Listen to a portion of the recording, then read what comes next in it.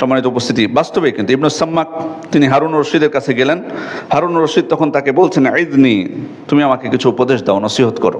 তখন উনি বলছেন, ইয়া আমিরাল মুমিনিন, লাউ মুনি আনকাল মাউ সাআতান ওয়াহিদা কুনতা তাফতাদিহা বিদ-দুনিয়া ওয়া মা ফিহা। আমিরুল মুমিনিন, আপনাকে যদি পানি না দেওয়া হয় 1 ঘন্টা, আপনি খুবই তৃষ্ণার্ত, খুবই পিপাসা আপনার লেগেছে, প্রচণ্ড পিপাসা, আপনি পানি খেতে চাচ্ছেন, কিন্তু আপনাকে পানি দেওয়া হচ্ছে না।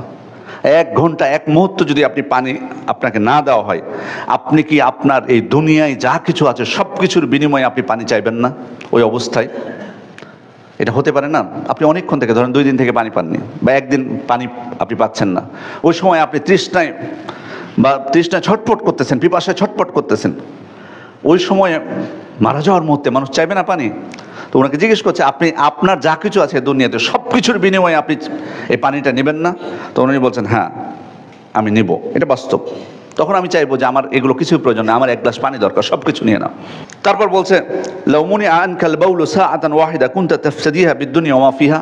আপনার প্রস্রাব যদি আটকে দেওয়া হয় 1 মুহূর্ত, তাহলে আপনি চাইবেন না দুনিয়াতে যা কিছু আছে তার বিনিময়ে এটা যাতে মুক্ত করে দেওয়া হয়?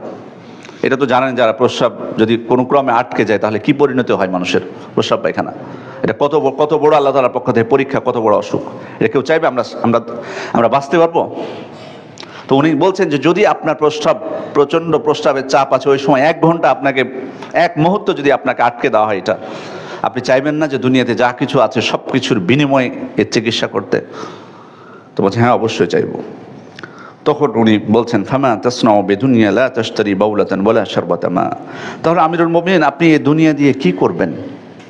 যে দুনিয়ার পিছনে ছুটছেন, যে দুনিয়াকে গুরুত্ব দিচ্ছেন, যে দুনিয়ার মূল্য 1 গ্লাস পানির সমানও নয়, এবং আপনার প্রস্রাবের সমানও নয়। কারণ আপনি আপনার প্রস্রাবকে, আপনার 1 গ্লাস পানিকে, পুরো দুনিয়ায় আপনার যা কিছু আছে তার বিনিময়ে আপনি পেতে চাচ্ছেন, তাহলে দুনিয়ার পিছনে ছুটছেন কেন?